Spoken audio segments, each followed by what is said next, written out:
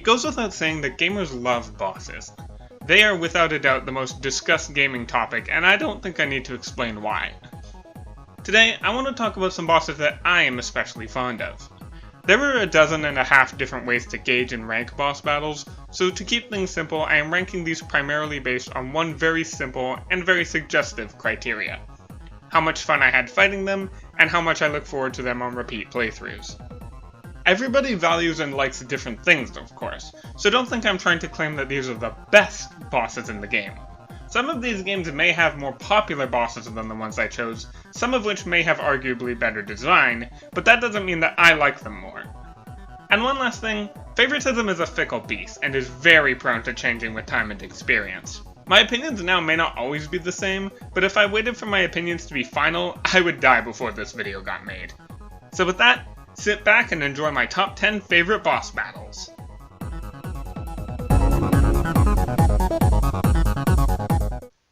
When it came to the Legend of Zelda series, picking just one boss was no simple task. There are dozens of fantastic battles throughout the series with incredible designs and creative mechanics. But if I'm choosing the fight that I had the most fun with, then this spot has to go to the big bad bull of Snowhead.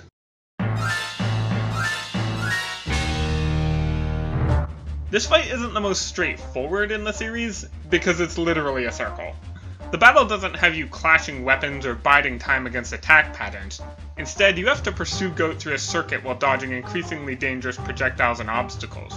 Since you damage the boss by merely making contact, the pace of the fight never lets up. Despite being completely different from other fights, the mechanics aren't arbitrary, as the entire dungeon was based around the Goron form. As such, ending the battle on a high-speed chase just could not be more perfect.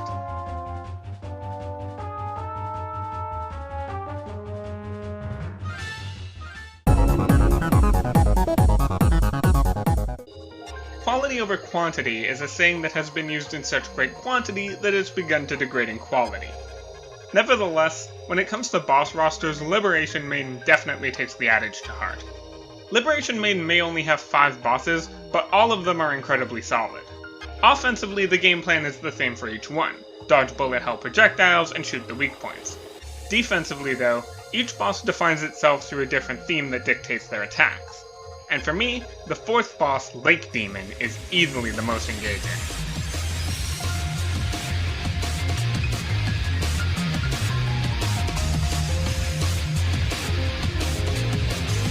Lake Demon's theme, as suggested by the snowy level it resides in, is ice. Throughout the fight, Lake Demon will guard its weak points with rocks and chunks of ice, as well as hurl them at you, and as it takes more damage, it will begin to blast you with laser bombardments, leaning into its more mechanical side, encase itself in icy red crystal to guard its weak points, and zone you into limited movement with walls of Aurora Borealis. If I had one complaint, it would be that I wish the fight was a bit longer. But as it stands, the fight is extremely fun and cool. And if you haven't noticed it yet in the background, I'm pretty damn fond of the music.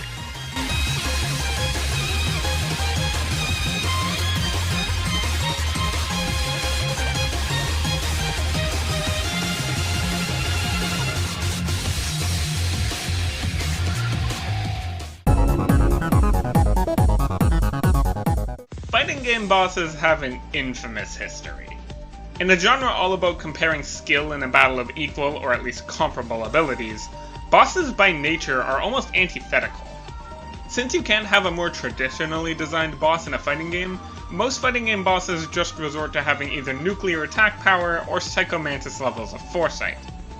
Except, whoever actually said you can't have a normally designed boss in a fighting game?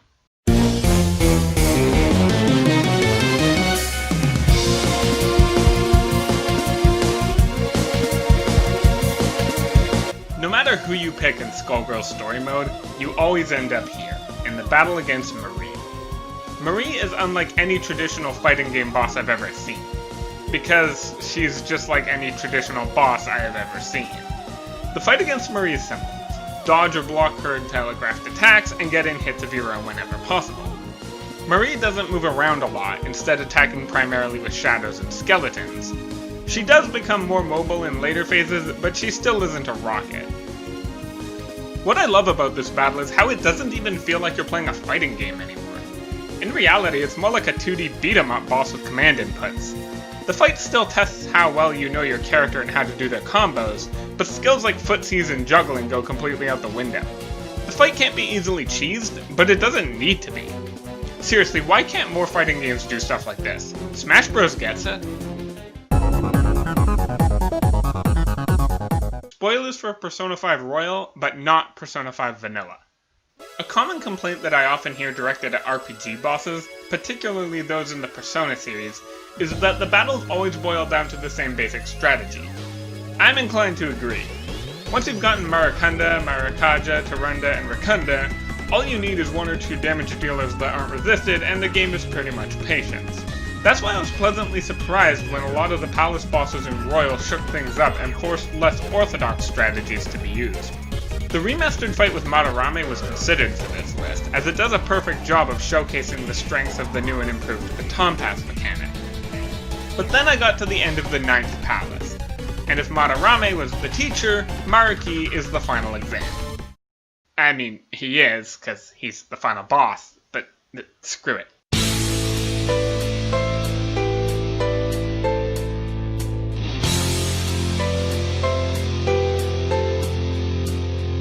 Right off the bat, no fight in the game intimidated me more than Maruki's first phase.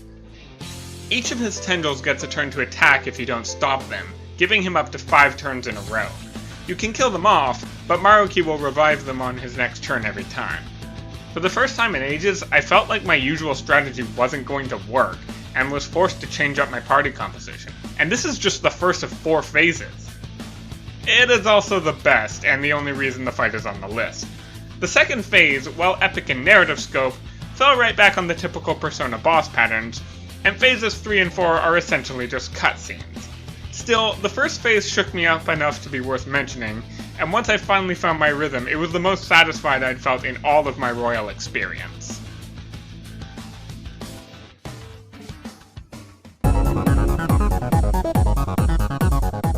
Pokemon is another series that made choosing a rep difficult, and with honorable mention going to the fan-favorite Cynthia and the downright ball-busting Ultra Necrozma, my pick ultimately goes to Red from Generation 2.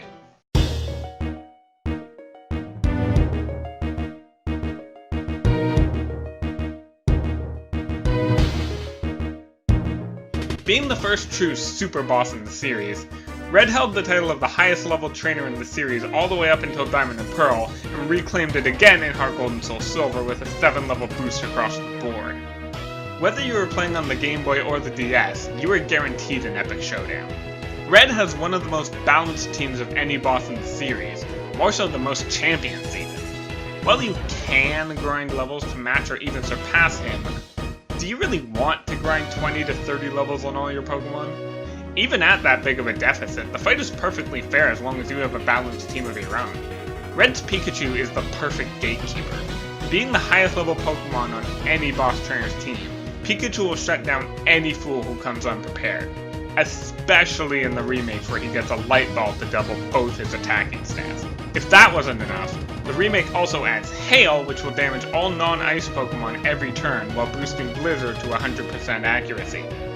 Half his team knows Blizzard. Add the tanky beast Snorlax, all 3 Kanto starters, and either an Espeon or a Lapras depending on which version you're playing, and Red will be sure to remind you why he is the very best like no one ever was.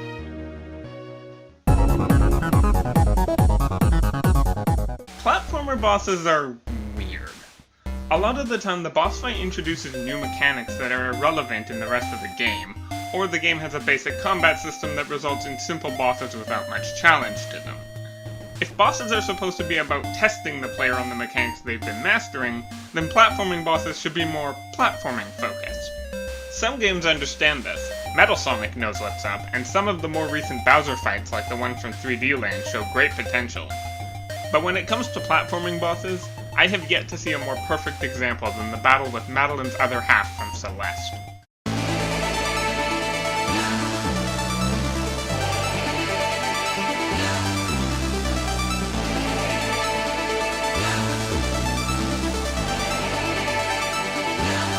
Nicknamed Battlein, Madeline's alter ego has been antagonizing her throughout the entire game, and was the star of a fantastic chase sequence earlier on.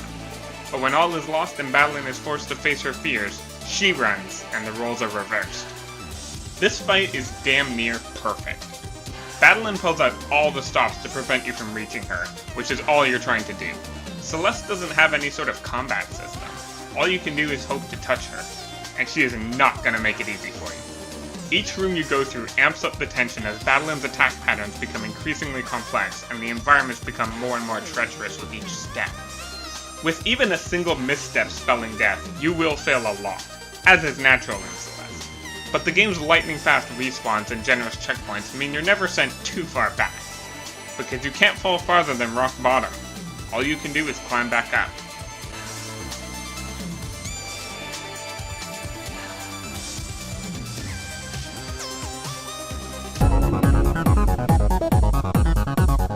You know what weapon I think is severely underappreciated in video games? Quarterstaffs. When in the hands of a master, they are one of the coolest weapons to see in action, reality or fiction. It's a shame then how few characters use staffs, and how fewer still use them to their fullest potential. Until recently, the only cool staff-wielding character I had really seen in a game was Tales of Xillia's Leia Rolando. But then, recently happened. Meet Diana May, better known as Crimson, a staff-wielding war mech pilot. But what's better than a mech with a staff? The final battle being a staff duel.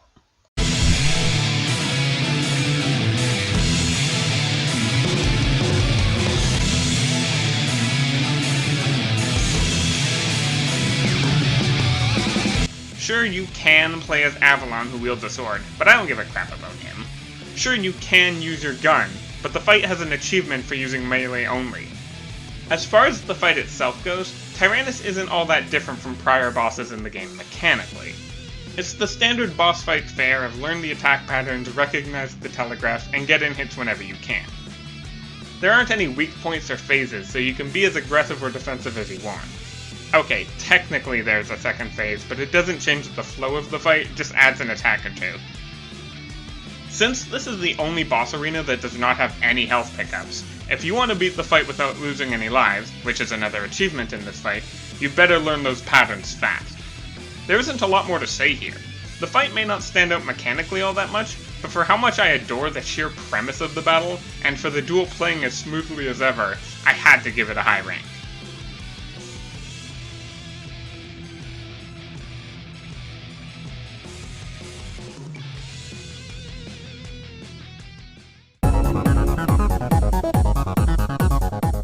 Shadow of the Colossus, a game with a legacy that may as well be as old as the titular creatures themselves by this point.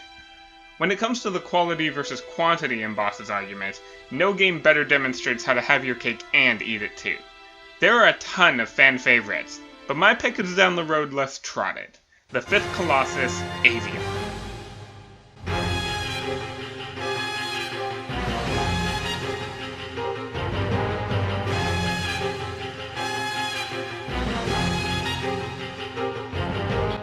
Unlike most colossi, which are on the ground or in the water, Avilan is one of only 2 colossi that fly. It's been said a million times that Shadow's ragdoll physics really sell the feeling of being a tiny ant on these Goliaths as they toss and turn trying to shake you off, sometimes without even knowing you're there. Add the vertical element and the grandiose movement of the ginormous bird's wings, and for me, no fight feels quite as thrilling as this one. You're forced to cling on for dear life as you're mercilessly flapped about, waiting for the beast to start gliding in order to take a moment to catch your breath and cover some actual distance. Add what might be the best music track in the game, and 5th Colossus Airlines becomes a flight you won't soon forget.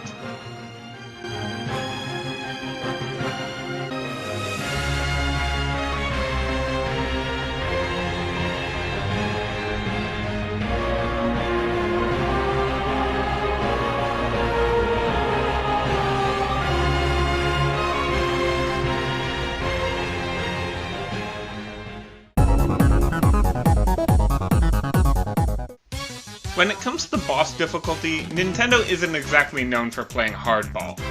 Most Nintendo games are for good boys and girls, and Nintendo doesn't usually try too hard to grind their boot into their players' spines. Come on, Nintendo, kick our asses a little.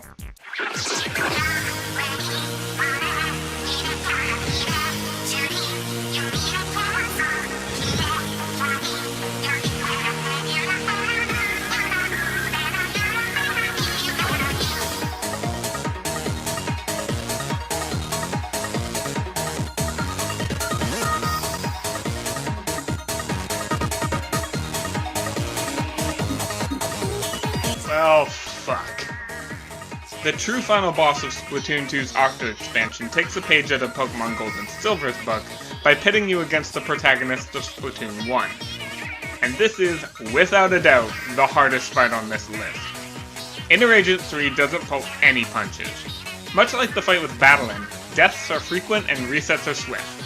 Unlike Avilan, there are no checkpoints. Agent 3 has 5 phases and they must be done on a single life. Even dying at the very last moment will send you all the way back to the beginning. Agent 3 herself, or himself, never lets up.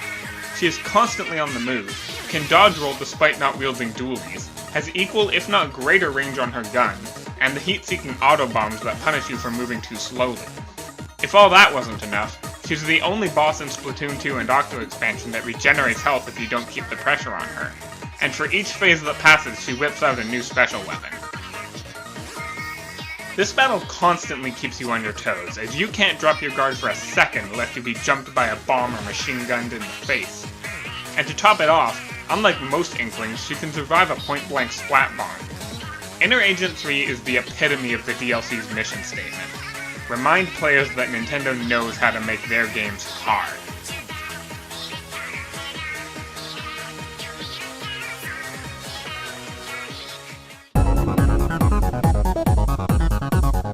Throughout this video, I've been heaping a lot of praise on boss battles that are simple and to the point.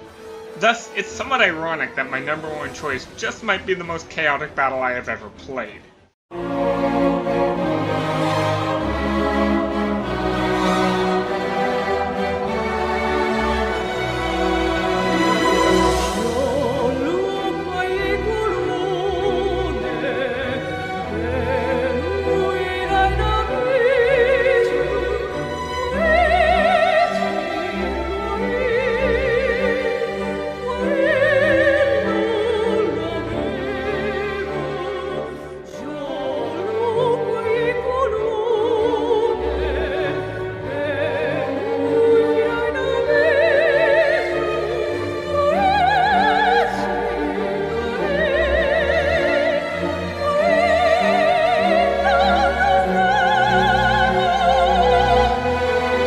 The final confrontation against Cali Angel is a roller coaster of a battle. You barely have time to process everything that's happening as you shift from phase to phase. The fight starts with Cat, Raven, Unica, and Permit all working together to break Cali and Durga out of their shell. Next thing you know, you're fighting against the soldiers to defend Durga while dodging Cali, but by the time you've figured out how to best fight them, it's time to touch down and duel Cali at ground level. And just when you think it's over...